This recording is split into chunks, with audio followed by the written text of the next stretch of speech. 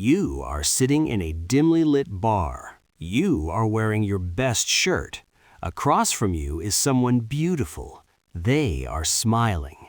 This is it. This is the moment. You take a sip of your drink. You want to say something charming.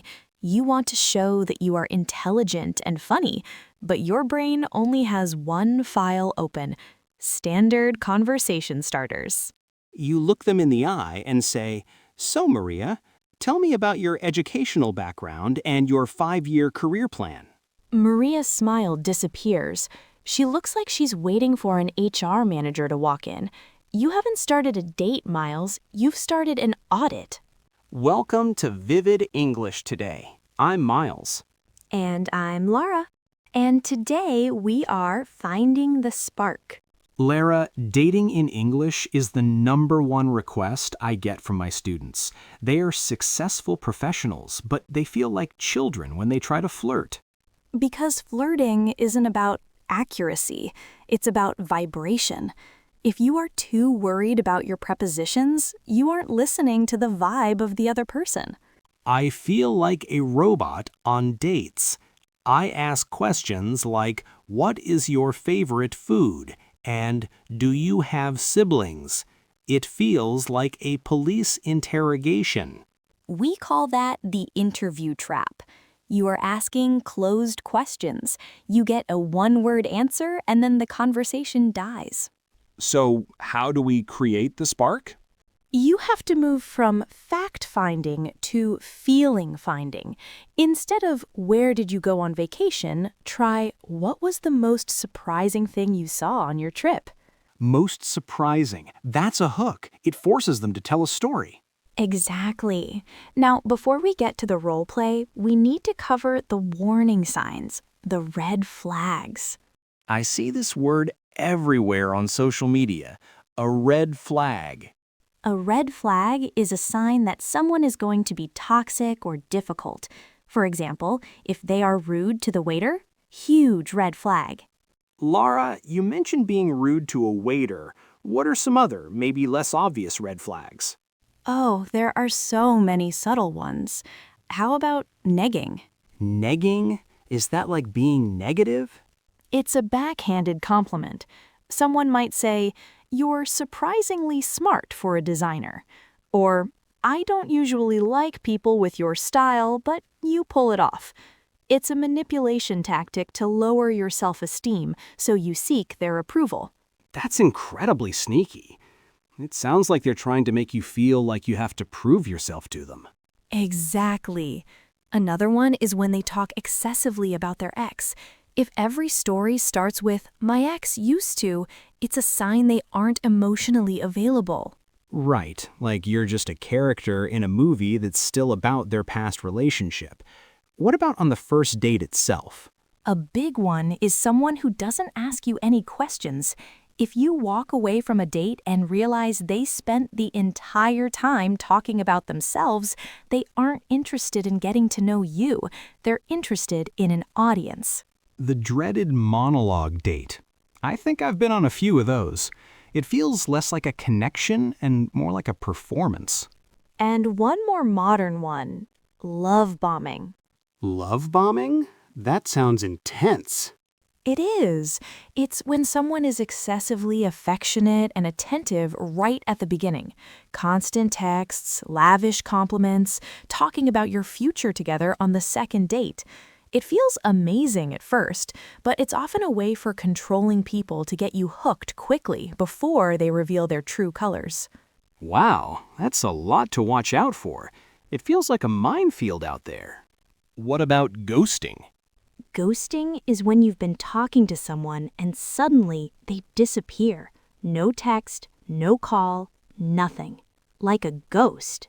It's so rude. Why do people do it? Because people are conflict averse. They would rather disappear than have a difficult conversation. And then there's breadcrumbing. Like a bird? Sort of. It's when someone has no intention of dating you, but they send you a tiny text every 2 weeks just to keep you interested. They are leaving breadcrumbs to keep you following them.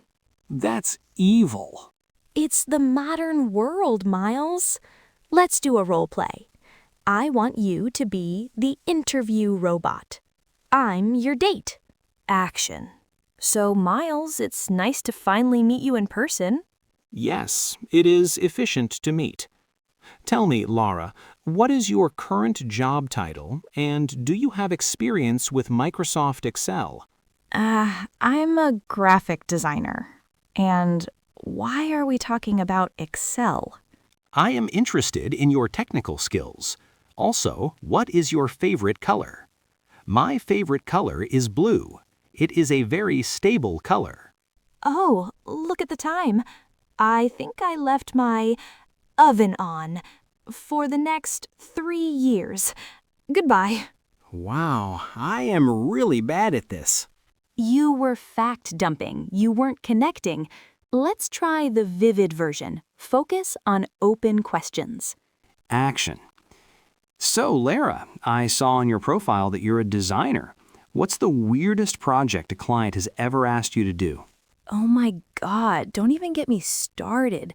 One guy asked me to design a logo for his organic water company. Organic water? Isn't all water organic? That's what I said. We spent 2 hours arguing about the vibe of wetness. I love that. I feel like I need to see this logo. Is it just a picture of a cloud? See the difference? You picked a detail, you asked for a story, and then you teased me a little bit. That's banter. Banter, the holy grail of English. Now, we have to talk about the post-date anxiety, the text message. Oh, the K problem. Yes. Listeners, if you send a long, beautiful text and they reply with just the letter K, that is a massive red flag. It feels like a slap in the face. It means I don't have time for you. Or the scene receipt. You see they read it, but no reply for 6 hours. I call that digital torture. The key is to match their energy. If they send a short text, you send a short text. Don't be the person who sends a wall of text to someone who only sends emojis. Match the energy. Got it. Let's do a drill section for dating phrases. Focus on the curious tone. What's the best thing that's happened to you this week? What's the best thing that's happened to you this week? I'm getting a bit of a weird vibe from that guy. I'm getting a bit of a weird vibe from that guy. I think we really hit it off. Would you want to do this again? I think we really hit it off. Would you want to do this again? He completely ghosted me after 3 dates. He completely ghosted me after 3 dates. Larah, I feel like I'm ready to go back onto the apps. I'm going to delete the Excel question from my list. Good idea, Miles. Keep the Excel for the office. So, here is your challenge for the week, listeners. The story hook. Next time you are talking to someone, a friend, a stranger, or a date, don't ask a yes-no question. What's the most adjective thing that's ever happened to you? Most embarrassing, most surprising, most exciting? Listen to the story. Don't correct their grammar. Just listen for the spark. That wraps up today. On next episode, we're talking about the darker side of relationships. The toxic friend. How to know if your friend is an energy vampire, and how to break up with them politely. I think I have a few of those. We all do, Miles. Until then, stay brave. Stay imperfect. And stay vivid.